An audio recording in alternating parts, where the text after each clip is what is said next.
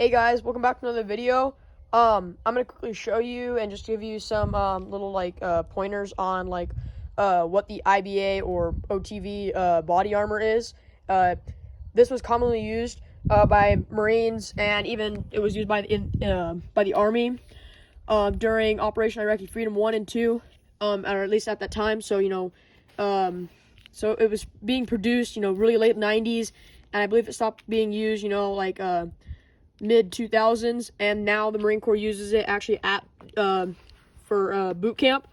So yeah, so on the back right here, the later ones actually had MOLLE all the way up to the top, and then there's even MOLLE in between these two sets of MOLLE, so it would go all the way up to the top.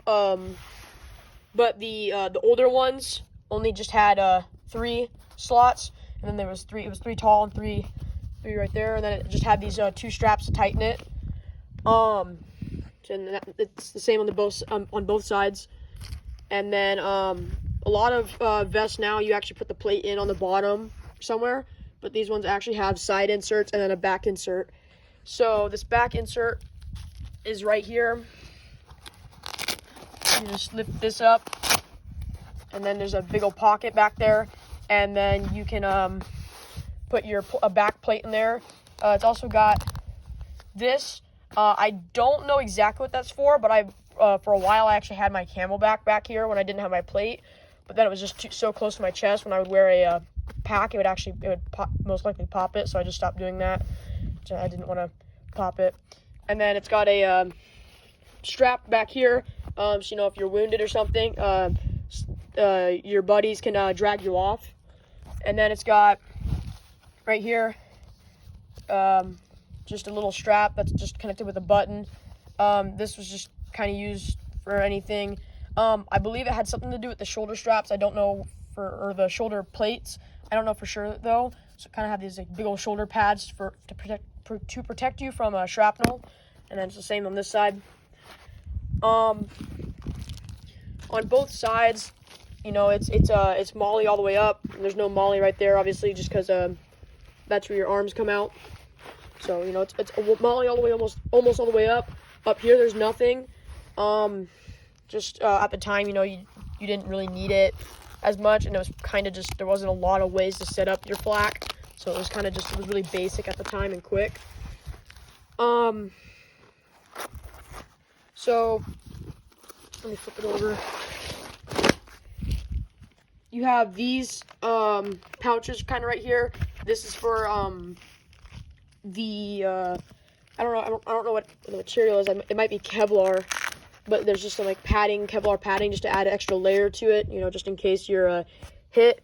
And then there's these side panels, which is almost nothing really there. I mean, it's really minimal protection. And then on this side, it's the same thing down here, but when I flip it over, there's this huge pouch, which is used for the same thing on the back, and you put your plate in there. So, and then it's got this strap right here to hold down the plate, so if this opens up or when you go to open it up, your plate doesn't actually fall out. So you just loop this through this, and then your plate goes way in there to cover up your chest. So this covers up pretty much all of your chest right here. This is this is the middle, and then this ends up overlaying it, so it's something like that. Then on the inside, you have 2 pieces of MOLLE on the front side by the shoulders, and then on your back. This is actually for the neck protection. So you have the right side of the neck protection, or the left, would go through these, and then the back would go through here.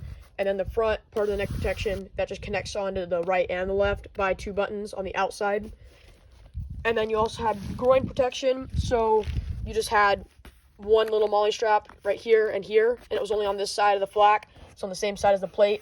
So since it was in the middle, or mostly in the middle, this was the best place to have the groin protection, obviously, so it could cover the whole front, not just one leg or one side. So, and it's got all along the entire flak jacket, it's got holes with metal buttons over it. so water can drain out of it, obviously, so you're not just carrying water, because these really, really soak up water, and that was kind of a bad thing about them. From when I've done research, that was kind of bad. So they really held water, and so, you know, if they didn't have these, it would be 10 times worse. And pretty much all flak jackets, even the newer ones, do, just because, you know, it's cloth and such, so it kind of absorbs it all. It doesn't really come out. So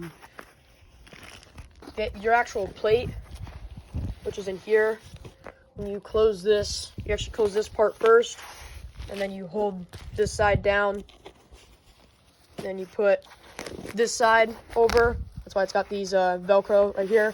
So you Velcro it right there, and it's got buttons just so it you know, stays secure, because you're gonna be wearing this most likely for a long period of time. So then those go over right there, like so. And then your plate right here starts from right here and ends about here.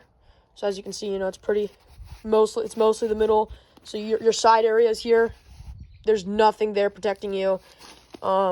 It's just obviously the Kevlar inserts that you have, and then on your back it's just here and here. So again, same thing. So just there's a little bit of Kevlar right here. There's almost nothing. It's actually super thin. I mean, it's literally like that of cloth, and that's about it. But it only does that for like an inch or two. And then when you have it fully loosened, this is like almost as tight as it goes. But when you have it fully loosened, it's more like you have that much that has almost nothing protecting you, which that was just because at the time they did not use side plates. Now they do, or at least I believe you have the option to. So now they have side plates, inserts. So, but they did not have that. It was literally just a Kevlar inside that you would slide in a bunch of different pouches in the front, and then I don't know if there's any on the back. I don't think there is. No, there is one. There's one, just a smaller one, just to cover these side plates. But yeah, as you can see, there's not much here. There's nothing that, you know, there's nothing that goes in there. It's pretty much nothing. So this one's a medium flak jacket. So that was probably most common. That's just, so this is average. So it was made by Point Blank Body Armor. So it was, you know, it was at the time effective, but I mean now totally different. The sappies that they used were rated for 9mm, and that was pretty much about all that they went.